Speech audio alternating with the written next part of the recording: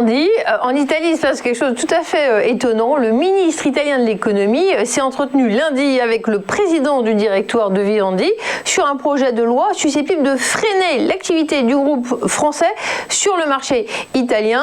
Le président a répondu que le projet de loi enfreint les principes de l'égalité de sécurité juridique ainsi que le droit à la propriété qui sont protégés par le droit de l'Union européenne.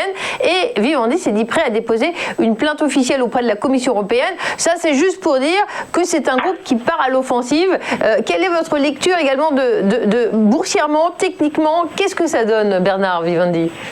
Alors, Vivendi, c'est une valeur que j'apprécie beaucoup et que les investisseurs très actifs apprécient beaucoup, car justement ce n'est pas une valeur de croissance, mais c'est une valeur résiliente. Autrement dit, c'est plutôt une valeur qui évolue dans des phases latérales. Et sur les valeurs qui évoluent pour travailler les valeurs qui évoluent dans des phases latérales, tout simplement, exactement ce que je vous disais juste avant, il s'agit de repérer des zones de résistance, des zones de support. Et là, ce qu'on voit sur cette valeur qui là aussi faisait mieux que le marché depuis le 9 novembre, depuis l'annonce du vaccin de Pfizer.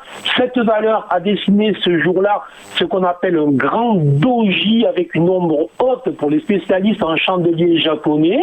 Ça a été le point haut du mouvement et depuis, la valeur se replie doucement. Il n'y a aucune alerte sérieuse, aucun signal baissier puissant, mais juste probablement l'annonce que la valeur va évoluer dans les prochaines semaines avec des fluctuations relativement étroites. Alors, de la même manière que je vous disais avant pour Dassault Systèmes, regardez les zones support, je vais faire la même chose avec Vivendi et là, je vais regarder la zone des 23,50 € qui est une zone très travaillée, une zone sur laquelle les acheteurs devraient revenir.